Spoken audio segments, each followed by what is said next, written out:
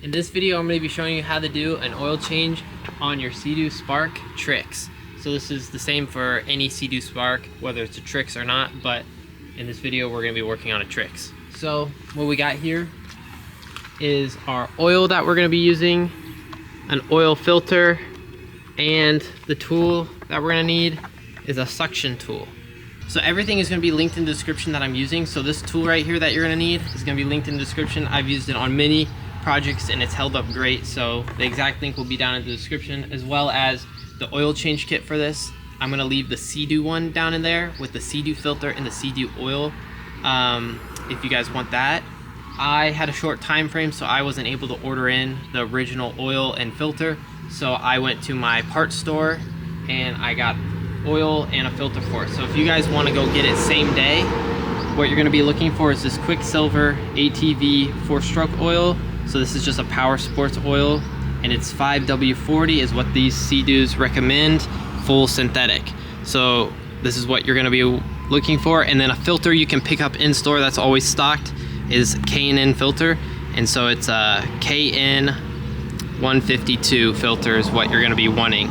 So that is a quick, if you don't want to wait on shipping for the original oil change to show up to your house, you're able to actually go to the store and find the exact oil and filter you're going to need for these units, which is also a helpful tip if you're wanting to just get it knocked out in a weekend.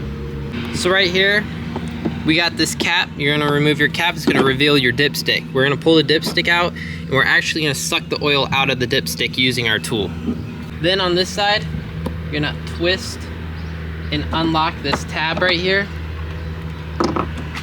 and then just with a nice little pull, this plate is going to pop right off. And down in here, down right in here, this cap right here is going to be where your oil filter sits. So you see that little lid right there with the 3 little E-Torx around it? That is where your oil filter sits. Those are going to be E8s, the socket size. So a special socket that not a lot of people would have. It's called inverted Torx. I'll be leaving a link to the size you need in the description, and also a set that you could add to your collection. So here are these E-Torx that I was talking about. We're going to be using an E8 right here. So they look like that. So I'll be leaving a link to these in the description.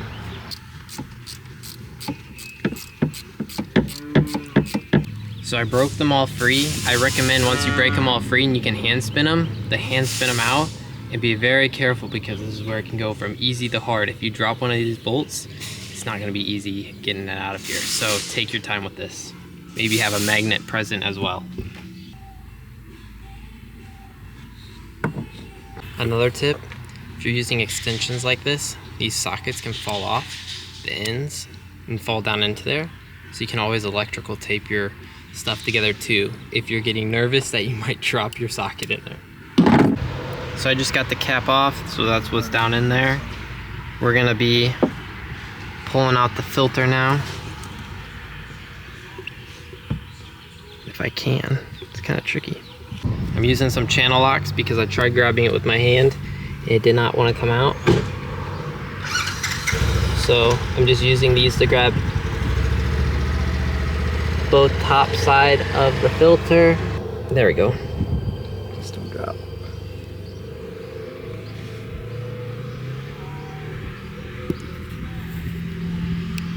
So there you guys go. Whoa. This thing's got a lot of oil in it. So here's our K&N one, and as you guys can see, it is the exact same filter. So if you guys just want to go pick up one locally, KN 152 will get you the right filter for your Sea-Doo Spark. That will be in stock at Farm and Flea or any auto parts store. So the only difference on the filters here is this one inside of it has a magnet system and this one doesn't. Both are going to filter your oil. This one's going to catch bigger particles with that magnet. So I'll have a link to the factory filter and factory oil kit if you guys do want that better filter. Both filters are going to work, but I thought I would throw this in there. If you guys are able to wait and get the factory kit, that's what I always normally do. But this filter will work as well. But yeah, that's one reason why the factory filter would be better than, say, the K&N one, but both are gonna do great at filtering oil. Before we put this filter in, it's very important that we use our suction tool to suck out all the old oil, because if not, we're leaving all that old oil in the engine, and a decent amount does sit in the filter housing.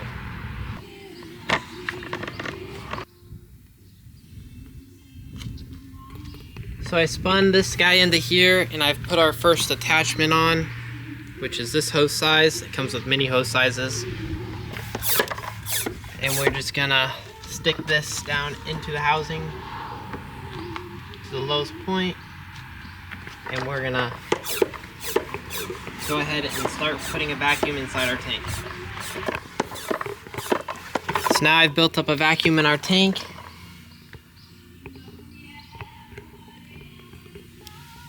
You guys are gonna be able to see the oil is being pulled into our reservoir.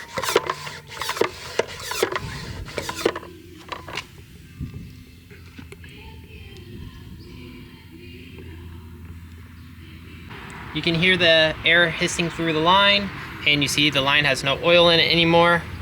That is how we know we got all the oil out of the housing.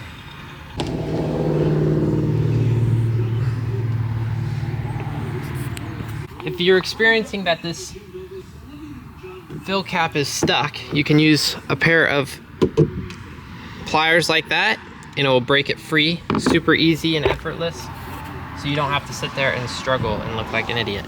So now we're gonna grab our suction tool. We're gonna get a rag. We're gonna wipe off this, because it does go pretty far down into the engine, because we don't want to be adding any contaminants to our engine. We're gonna stick this down the dipstick hole. And we're gonna pump.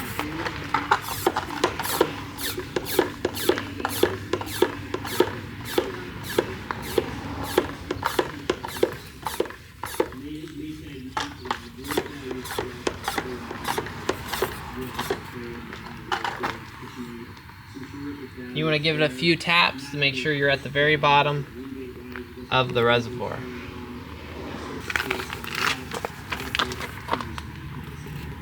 Another little pro tip, if you're in an area where you can hook a hose up to it and run your engine before performing your oil change, that will heat up the oil and it will make it flow a lot faster. So it's gonna flow pretty slow just because of how small these attachments and these lines are to get it through a dipstick. But if you want it to flow just a little bit faster, if you heat up your engine oil, it flows a lot better. But if not, this works completely fine. So as you can see, I'm pumping it up, and I got this all the way at the bottom, and all I'm getting is air. So this took probably like 5 to 8 minutes. So if you're thinking, sitting here like, man, this is taking a long time, it takes a minute. You're just trying to move a lot of oil through just a really tiny line, so it is going to take a minute. But as you can see down here, the nice thing about when you catch it like this is the oil we sucked out of the oil filter housing and out of the engine. So you can get an exact measurement of how much oil you removed from the system. And so this is in liters, so we can convert it to quarts, because right now we're at 2.5 liters was removed. So we'll convert it to quarts, and then we'll know exactly how much oil we should be dumping back into it. So I did the conversion. 2.5 liters of oil is 2.6 USA quarts. So when you do an oil change on this, if you're draining and filling your engine and that's all, you're gonna be putting in 2 quarts. That's what they recommend. But since we went ahead and we're doing a filter change as well, and we drained that whole filter housing, that's where we got this extra oil from. So it's important that we put that back in too, or else we're gonna be low on our dipstick. So what I'm actually gonna do is set the filter into the housing and then fill the housing with oil all around the filter, and then go ahead and put 2 quarts down into the fill right over here. And then we're gonna fire it up, and we're gonna see where we're sitting at, and we can use the dipstick then to fine tune it. If we have not enough in, we can add a little bit more, or vice versa. If we have too much in, which we shouldn't and we're not going to, we can take some out with this suction tool as well. So that is the specs on how much oil we're putting back into this. So here's our new filter. It's just gonna go open end is gonna go down.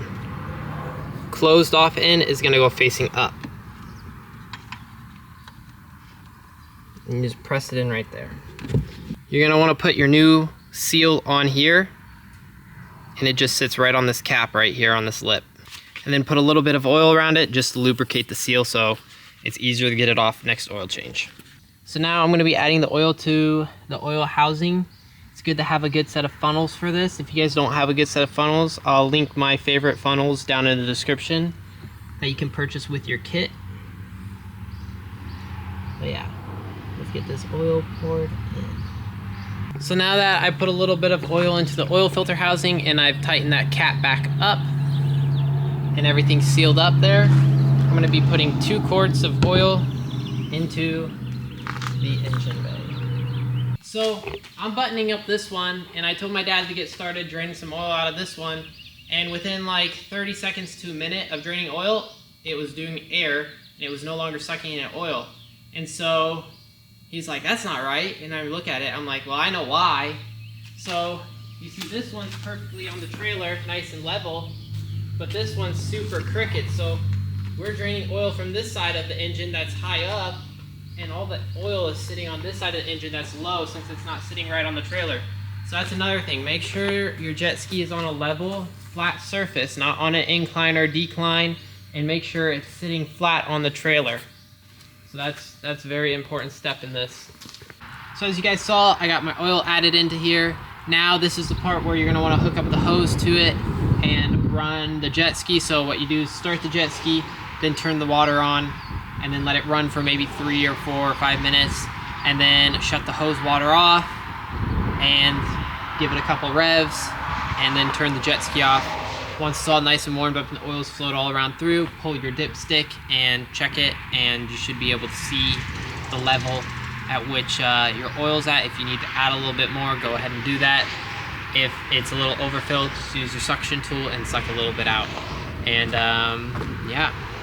That's all I got for you guys. I hope this video made it quick and easy, and I had a lot of good tips that you guys can take with you on your oil change so you can get these things knocked out and get out to the lake and having fun. So leave a like down below, and if you do have any questions, leave them in the comments and I'll be answering them. So I'll see you guys on the next one. Peace out. Bye.